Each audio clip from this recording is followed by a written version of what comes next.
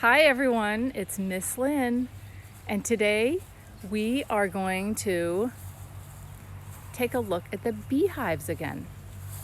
So this is Mr. Grace, and he has on a funny outfit, and it's called a bee suit. And it's got a big hat and a veil and a coat.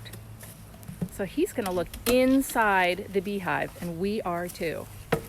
Let's look and see what we see here. Lots and lots of bees.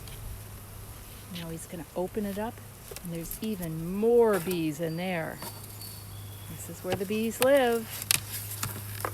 Miss Lynn, you're a little close, so Okay. don't move quickly. If a bee comes close to you, Miss Lynn, you need to just walk away quietly.